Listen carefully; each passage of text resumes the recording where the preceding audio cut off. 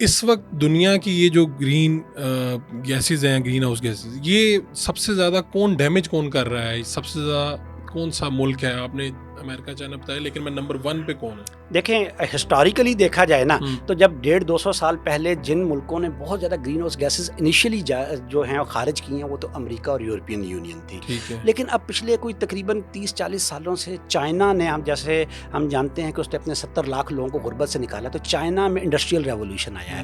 تو اس وقت top emitter جو ہے دنیا کے اندر وہ چائنا ہے. ہسٹوریکلی امریکہ ہے، لیکن پچھلے 30-40 سالوں سے جو 24% گرین ہاؤس گیسز تقریباً وہ چائنا خارج کر رہا ہے. دوسرے نمبر پہ امریکہ ہے، تیسرے نمبر پہ انڈیا ہے، چوتھے نمبر پہ یورپین یونین ہے، 5ویں نمبر پہ رشیا ہے، اور پاکستان کہیں جا کے 30ویں 35ویں نمبر پہ. یعنی ہمارا 1% سے کم ہم خارج کر رہے ہیں. تو یورپ نے آہستہ آہستہ اس میں سے اپنا حصہ کم کرتے گئے ہیں. یورپ واحد انہوں نے اسٹیپ لیے ہیں. انہوں نے اسٹیپ لیے. بالکل آپ نے صحیح کہا کہ اب چونکہ 2015 میں ایک بڑی اہم کانفرنس ہوئی COP. دیکھیں پچھلی صدی میں جنگیں ہوتی تھیں تو ہم نے اقوام متحدہ بنایا.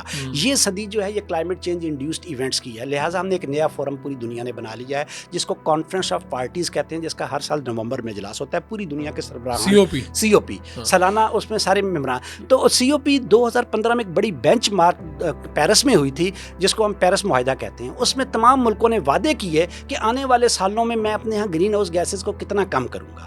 تو اس میں جو وعدے پورے کرنے میں سب سے اہم کردار ادا کیا اب تک یورپین یونین نے. ٹرمپ صاحب کی حکومت تھی وہ تو آؤٹ رائٹلی پہلے بھی نکل گئے اور اب دوبارہ سے نکل گئے ہیں اس سارے معاہدے کے اندر سے. یعنی امریکہ جو ہے وہ اس وقت سب سے زیادہ خلاف ورزیاں کلائمیٹ چینج کے حوالے، گرین ہاؤس گیسز کے ایمیشنز کے حوالے سے امریکہ کر رہا ہے.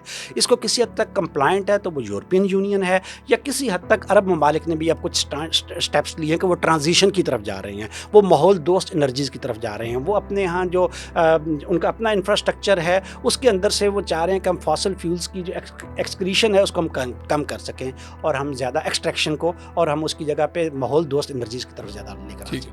اب عام زندگی میں ہم سب سے زیادہ، چلے ابھی ہم نے یہ تو بتا دیا، ہمارا مقدمہ تو یہ ہو گیا کہ ماحولیاتی تبدیلی میں ہمارا سب سے کم کردار ہے. ٹھیک ہو گیا. لیکن یہ بھی انفارچونیٹ یہ ہے کہ ہمارے پاس انڈسٹری نہیں ہے. اگر انڈسٹری ہوتی تو ہمارا کردار بھی ہوتا ہے. ایسے ہی ہے. یعنی یہ ایسا نہیں کہ ہم نے کوئی پلان کر کے اپنا سب سے کم حصہ ڈالا ہے. یہ تو اللہ والوں جسے کہتے ہیں بائی ڈیفالٹ. اچھا ایک بات تو یہ کہ سب سے پہلے جو آج کل یہ ہم خبریں جب سنتے ہیں کہ یہ فیملی بہہ گئی، یہ ہو گیا، وہ ہو گیا، تو لوگ کہتے ہیں جی اللہ کا عذاب ہے. تو میں تو اسے اب جو آپ سے سمجھ پایا ہوں یہ تو ساری سائنس ہے.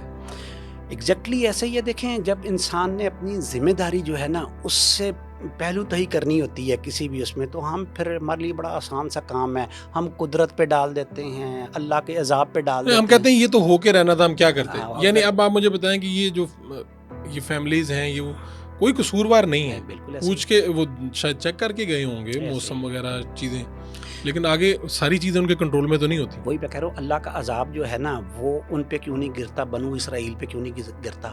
اللہ تعالیٰ کا عذاب دنیا کی، ہم کہتے ہیں نا ہم یہاں بڑی فحاشی پروان چڑھ گئی ہے، تو یورپ کے اندر جتنی فحاشی ہے ان پہ کیوں نہیں جا کے گرتا. کہتے ہیں یہاں بدعنوانی بہت زیادہ ہے، ہم سے زیادہ بدعنوان ملک افریقہ میں ہیں، وہاں پہ کیوں نہیں جاتی. تو بنیادی طور پہ ایسے نہیں ہے. پاکستان میں کلائمیٹ چینج انڈیوسڈ ایونٹس زیادہ اس لیے ہو رہے ہیں کہ پاکستان ایک کلائمیٹ سینسٹیو کنٹری ہے.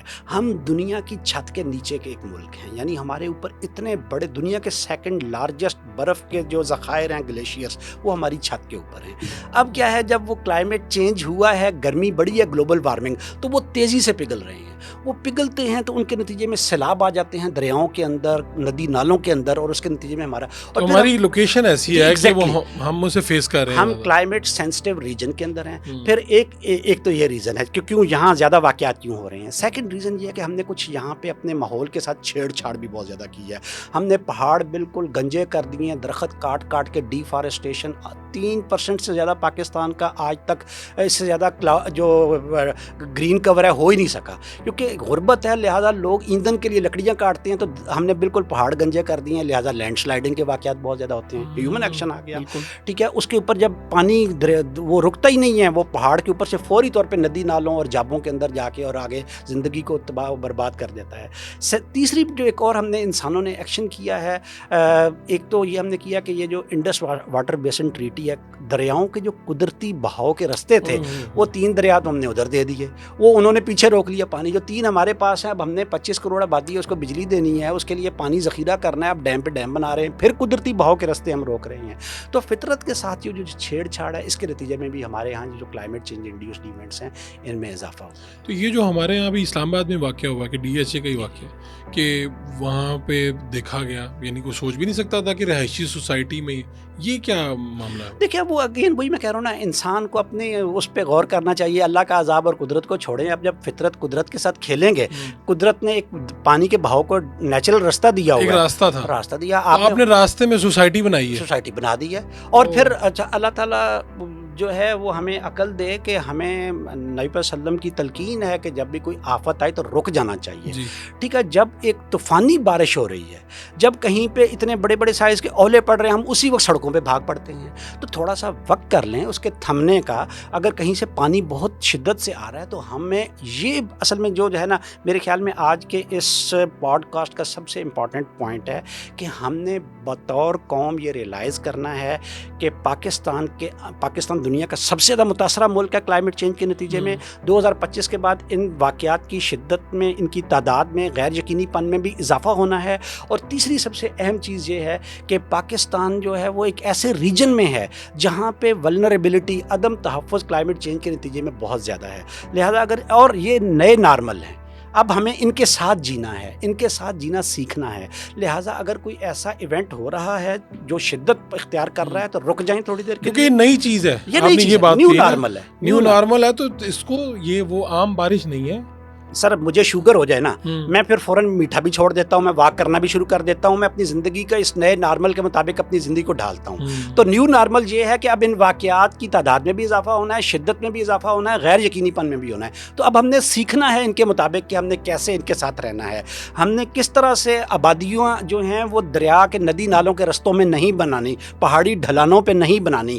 ایسے واقعات ہو رہے ہیں, پہاڑوں پہ بہت زیادہ برف باری ہو رہی ہے, بارش ہو رہی ہے, سیلاب آ رہے ہیں, آندھی آ رہی ہے, طوفان آ رہا ہے, جنگل میں آگ لگی ہوئی ہے. تو ایسے علاقوں میں جانے کے لیے وقتی طور پہ ہم نے رک جانا ہے. یہی بچاؤ کا طریقہ ہے.